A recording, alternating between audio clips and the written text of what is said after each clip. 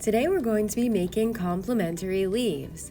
Our learning target is I can create art using complementary colors. Complementary colors are opposite from each other on the color wheel, or they are directly across from each other. So red's complement is green, orange and blue, and finally yellow and purple. They're called complementary because in the art world, they complement each other or they look good together. Start by choosing a red leaf stencil and tracing it in the center of your paper. Use one hand to hold the leaf down and the other hand to trace using your pencil all the way around the leaf very carefully.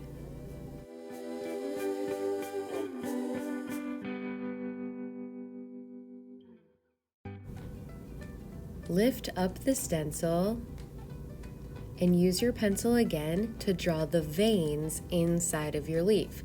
These can look like straight lines or a little bit curvy lines.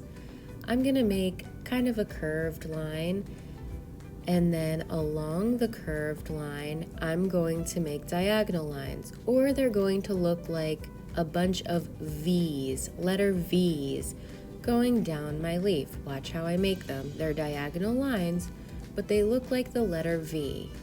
I'm going to make like 4 or 5 of these just to separate different spaces in my leaf.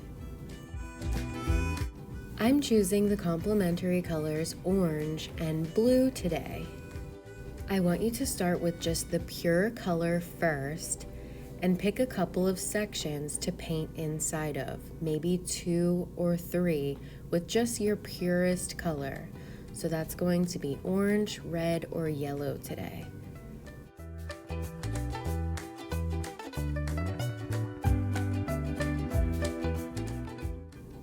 After you fill in a couple of spaces with just straight orange, no white added to it, take out a little bit more of orange, clean off your brush before putting it in the white paint, and then go ahead and grab some white paint to mix with your orange, making it just a shade lighter. We're going to have multiple different shades of our color on our leaf today. We're going to do the same thing with the background as well. So in art class, this is called value. You don't really need to know this right now, but we're making multiple shades of one color, and mine just so happens to be orange.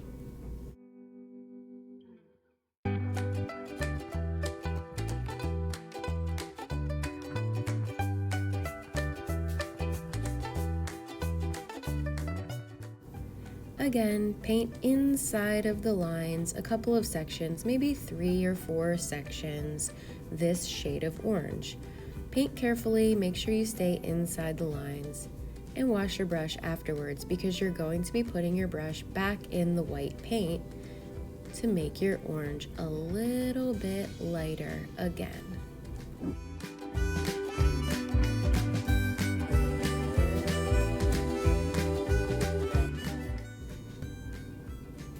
Holding my pure orange paint up against the one that I just mixed, you can tell that this color is much lighter than what I started out with.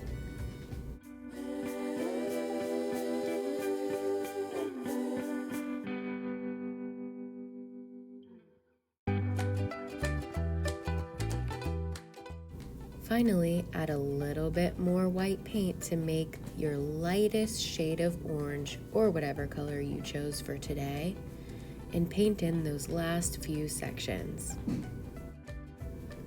We're going to draw a few lines around our leaf shape today, creating those different sections for your different shades of your complementary color.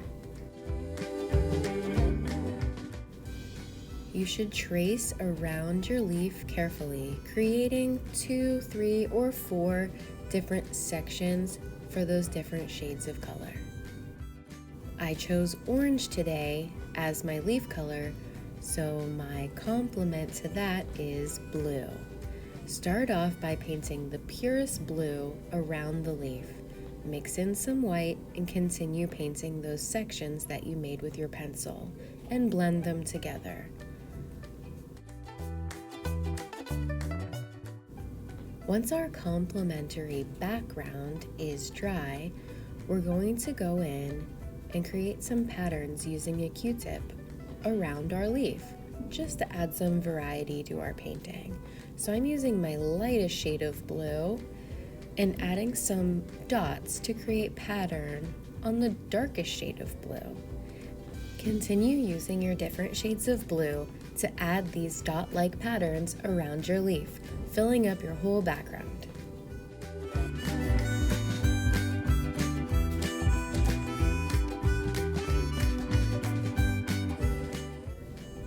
The last and final step is to trace around your leaf using a black crayon. This really gives a clean look to the lines in your leaf.